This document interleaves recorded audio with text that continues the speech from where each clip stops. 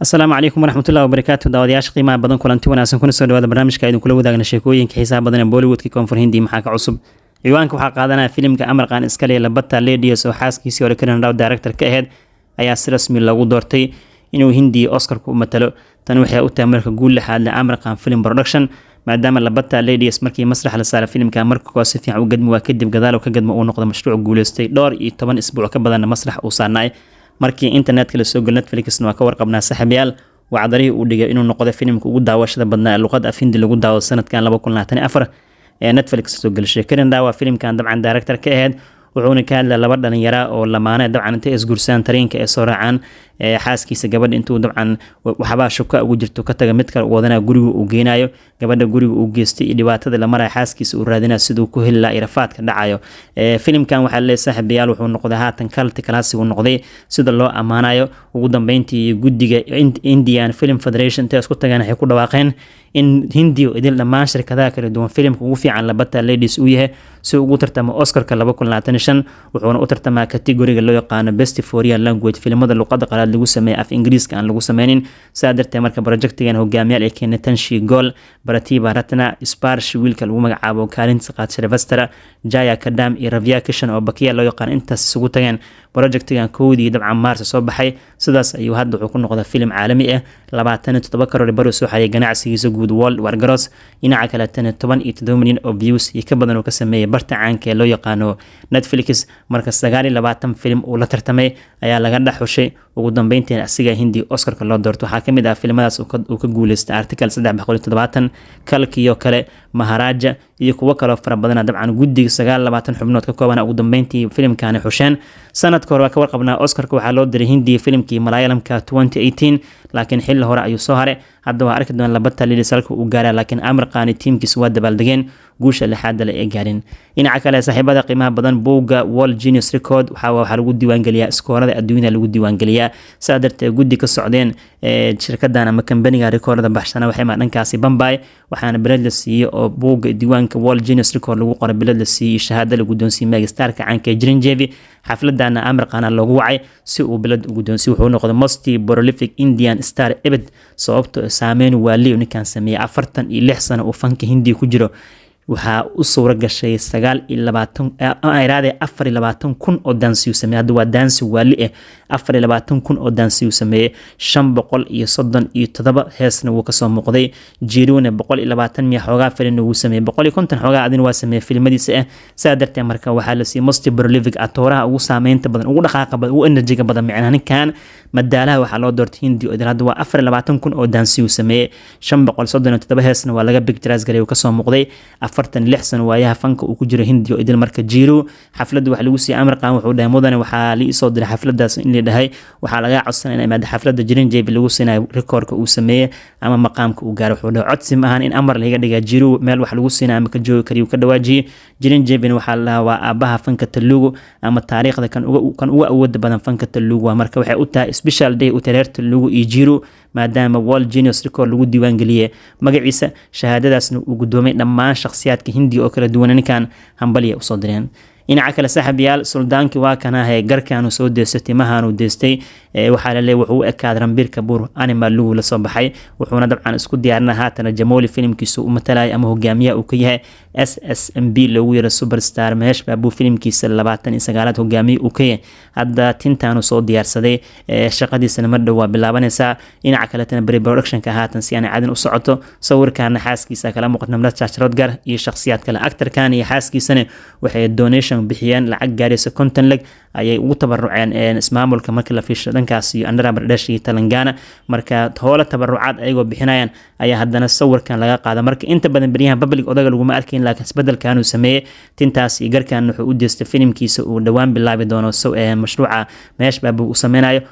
ninkii Jamoli uu sameynayo muddo dheerna filimkan shaqadiisa la wada soo inay bilaabato ugu dambeyn dabiiqada sanadkan bilaabanay 3 sano kadib inuu soo bixi doono u badan tahay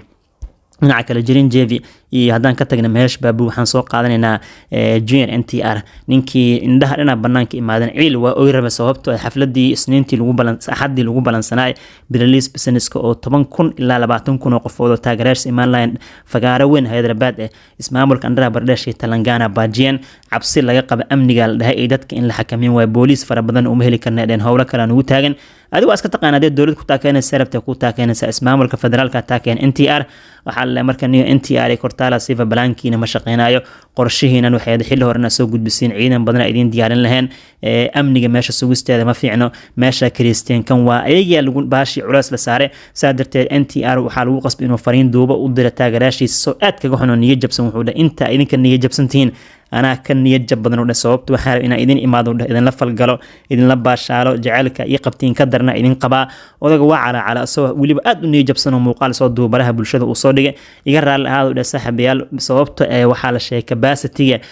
شن كن waxaa konton kun oo qof wada isdiyaaran inay NTR waxaa la sheegay dabcan imaadaan showgiisa waa garoon dhan oo stadium u baahnaa dhul balaaran laakiin for security reason ismaamulka Andhra Pradesh xiran ummadana u shaqeynaa NTR teamkiisa Devar uma shaqeynaa la film waxaa nooga muhiimsan howlaha kale noo yaal si kale loo taakiyay ninkan marka xaaladdu abuuri lahaa iyo siyaasad ninkan kuma jiro laakiin sidiisa kale loo taakiyay sida hadda muuqato dhinaca kale isla sheekooyinka NTR markii aan firin ninkan waa man of work waxaa la sheegay bisha Agosto 12 bisha October aan nagu soo foolay 12 wuxuu bilaabi doonaa rasmi duubista filimkiisa NTR 31 oo si ku meel gaar loogu yira Dragon oo Barshanti Nil uu director-ka yahay filimkan waa weyn ka waaye big budget waa asiga producer-da qaybka Homeball film isla maalgelinayaan bishii October lagu dhawaaqsan ka warqabnay xafladii qumba unsiga ahayd laakiin hadda waxaa la saaxiibayaal 12 October shooting uu bilaaban doonaa sida rasmiga ah kadibna wuxuu rabaa inuu filimkan ka dhaxbaxo oo uu dhameystiro waatuuna shaqada kaga dhiman waxaa la November meelahaas uu bilaabi doonaa NTR 31 oo mid kamid aflaanta ugu waaweyn oo la doonay in la daawado 2026 Mythri Movie Makers amaal gelinayso Homeball ma ahan filimkan 9 Janaayo 2026 uu soo bixi doona marka 12 October sadku imaanaysa uu shaqada u bilaabo markaana soo qaadana aqyaare filimkii Street 2 iyo rekoorada waalida uu sameeyay weekend wuxuu qaatay lixaad taariikhda kan ugu saameynta badan hadda weekendigiisa lixaad wuxuu keenay 13 karoor extraordinary dhinaca kale tan waxa leeyahay weekendiga toddobaadka lixaad waxa uu lacag badan filimka Uri oo 15 karoor soo xareey xitaa waa la dhaafa hadda waxa laga taariikhda filimkii ugu horeeyay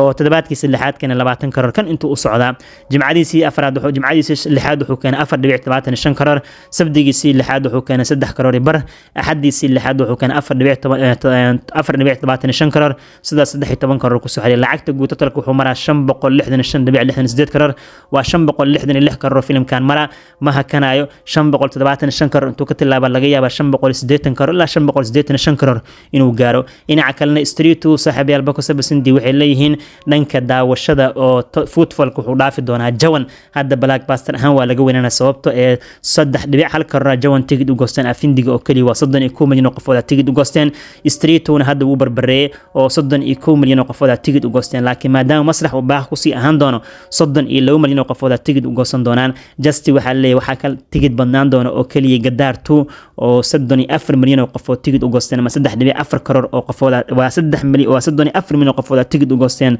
Gadaar 2 tan iyo saameyntii koronaha kadib waa filimka loogu daawasho badan yahay xitaa waxay leeyihiin sanadkan 2024 filimka loogu daawasho badnaa filimada afindi lagu daawado waa kalkii asigana 1.6 karoor waa almost 16 milyan qofood tigid u goosteen asna mac salaam uu laba laab hadda ka badan sida muuqata dhanka viewership-ka Bako Sabasindi waxay leeyihiin Gadaar 2 iyo Jawan 2 Street 2 waa saddexda filim ee la hubo oo kaliya oo u suura gashay tan iyo saameyntii koronaha kadib 30 milyan oo qofood ka badan tigid in u goostaan hal luqad lagu daawanaya laga hadlayaa waxay soo qaateen filimadii 35 milyan oo qofood koronihii ka hor tigid u goosteen sida Dangal Bajrangi Bayjan iyo BK waxay dhaheen kuwaas waqtiga 35 milyan tigid loo goosto shaleemada iska barwaaqo ahayd iyo filimadan 30 milyan ka tilaabana isku mid ay ka dhawaajiyeen saadartee marka Street 2 waa weyn ku noqday Gadaar 2 kaliya ka badan dhanka xitaa markay noqoto tigid iibsashada teamkan hambalyan leena waxaan caadiyan extraordinary sameeyay sida hadda muuqato sidoo kale saaxiibayaal ciwaanada kala soo qaadan karna waxa qaybkee markii aan eegno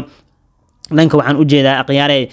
ninkii ahaa odayga waa la hadlay Suuriya taageerayaasha wuxuu dhahay nimanyahow dagaalka iyo buuqa wadin oo Fiji iyo Jestool iyo Ajid iyo kula jirta taageerayaashooda iska dhaafa wuxuu dhahay kan guufa masrax u aada daawada oo kaliya intaas aydan ku cusana laakiin Bako Sabas numberka isku mashquulna maalintii meeqa karoor keena Suuriya wuu soo laabana awoodii soo ceshana waxaas dhan iska daawada hadaa aniga jeceshiin just wuxuu dhahay filimka daawada xumaanta naga daawo dabcan wanaagiina faafiya Suuriya meel fagaaro ka hadlay kan Guvan waxaa la daawanaa 14 November saan ka warqabno filimkaana dabcan xitaa wuxuu garab taagan yahay Suuriya oo ka hadlay xaflad lagu soo bandhigay walaalkiis karti filimka uu soo wada Mizigan goosgooska laga soo bandhigay 27 bishan la daawanay xaflad lagu soo bandhigay joogo oo taageerayska cusub dagaalkii xumaanta inay joojiyaan oo just kaliya kan Guvan markuu soo baxo daawashadiis ay ku raaxaystaan laakiin wararka dacaayada iyo buuqa iyo rabshada iyo waxaas nimanka kale superstarada kale dagaalka la galayna wuxuu dhahay saxabiyaalow gabka sii waa laga qurux badan waxaas wax fiican maanu ka dhawaajiyay marka saaxiibal intaas idin la wadaagay qodobadii aan soo qaadanay midkii si gaar ah ku soo jiitay commentiga ay ka dhiibo xasuusin hadii aad tahay saaxiib nagu cusub danaalkan subscribe inoo saar waa inoo kulan dambaado alla idmo salaamu calaykum waraxmatullaahi wabarakaatuh